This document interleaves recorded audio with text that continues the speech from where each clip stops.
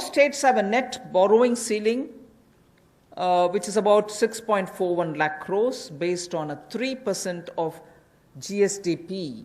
They can borrow up to 3% of their state's gross domestic product. 75% of was authorized already by us. You can go ahead borrowing that 3% amount. Today, I'm just stating a matter of fact. States have only so far borrowed only 14% of that limit which is authorized for them. They can always, in the first half of the year, borrow 50%. But we said you go ahead borrowing further for the first half, 75% also you borrow right at the beginning. But I'm just stating a matter of fact position that states have so far borrowed only 14% of the limit which is authorized to them. 86% of the authorized borrowing limits remain unutilized as of now.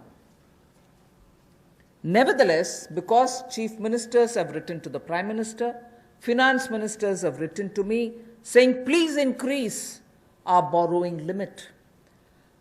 It is now 3% of your state's GSDP. We have now agreed to increase this to 5%. Because it's an unprecedented situation, we have acceded to the demand of the states and increased their borrowing ceiling from 3 to 5%. This will give an extra 4.28 lakh crores to the states. 86% is remaining, although it is authorized, it is remaining unutilized. Only 14% has been utilized by the states. They have requested us for increasing the cap for borrowing from 3%. So we've agreed to increasing the borrowing limit to 5%. So an additional 4.28 lakh crores will be available as extra resources for the states.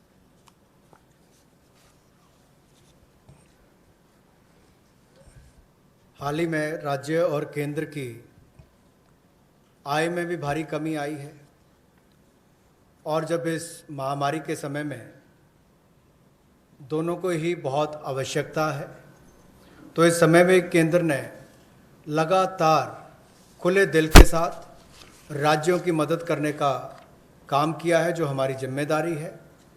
और यही नहीं, जो devolution of taxes है, अप्रैल के महीने में 46,038 करोड़ रुपया ये राज्यों को दिया गया और ये जैसा हमने बजट एस्टिमेट्स में पूरा प्रावधान किया था, लेकिन अभी किसी को पता नहीं अगले कुछ महीने कैसे जाएंगे। हमने उसी को ध्यान में रखते हुए 46,038 करोड़ रुपया ये डेवोल्यूशन ऑफ टैक्सेस के रूप में राज्यों को दिया है। हालांकि हमारे अपनी उसमें डिक्लाइन हुई है, उसमें चलते हुए भी जो रेवेन्यू डेफिसिट ग्रांट है ये भी 12,390 करोड़ रुपया अप्रैल के महीने में और मई के महीने में दिया गया। हमारी अपनी आर्थिक संकट थे उसके बावजूद दिए गए हैं। और स्टेट डिजास्टर रिस्पांस फंड ये भी अप्रैल के पहले हफ्ते में 11,092 करोड़ रुपया राज्यों को दिया गया। 4,113 करोड़ रुपया हेल्थ मिनिस्ट्री के माध्यम से डायरेक्ट एंटी कोविड एक्टिविटीज़ के लिए दिया गया। और जो माननीय वित्त मंत्री जी ने और हमारे बाकी अधिकारियों ने आरबीआई से वीडियो कॉन्फ्रेंस के माध्यम से आरबीआई गवर्नर से अनुरोध किया था कि राज्यों की वेज एंड मीन्स एडवांसेस को उसकी लिमिट को बढ़ाया जाए। हमारी जो मांग थी और जो राज्यों की भी मांग थी, ये तो राज्यों की मांग के अनुरूप या उससे ज़्यादा भी हमने वेज एंड मीन्स एडवांसेस की लिमिट को 60% बढ़ाया है। और जो नंबर ऑफ डेज कि कितने दिन तक लगातार राज्य ओवरड्राफ्ट रख सकते हैं, उस सीमा को भी 14 दिन की बजाय 21 दिन किया गया। और एक तिमाही में कुल कितने दिन आप ओवरड्राफ्ट रख सकते हैं उसको भी 32 दिन से बढ़ाकर 50 दिन किया गया है। एक तिमाही में 50 दिन तक ओवरड्राफ्ट अब राज्य रख सकते हैं। उस दिशा में भी ये केंद्र ने जो अनुरोध आरबीआई से किया था वो सब उन्होंने किया है, इसके लिए हम उनका शुक्रिया भी अदा करते हैं। अब जो नेट बोरिंग की बात आती है उसमें राज्यों ने मांग की थी कि जो उनका सकल राज्य घरेलू उत्पाद है उसके 3% की बजाय, यानी कि उनकी जीएसडीपी के 3% की बजाय उससे बढ़ाकर उनको अवसर दिए जाए। तो इसमें भी माननीय वित्त मंत्री जी और प्रधानमंत्री जी ने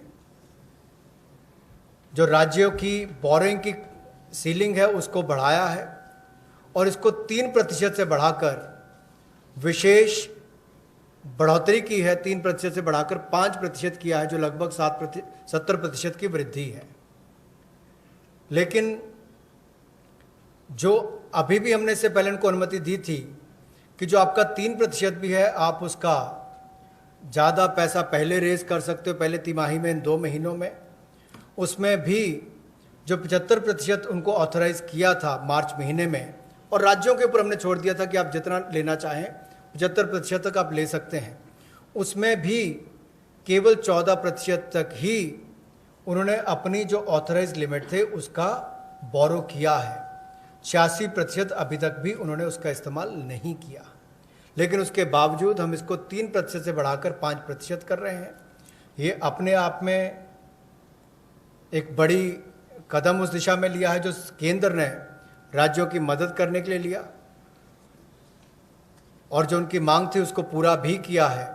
इससे राज्यों को 4,28,000 करोड़ रुपया अतिरिक्त संसाधन मिलेंगे, जिससे राज्यों को बहुत बल मिलेगा।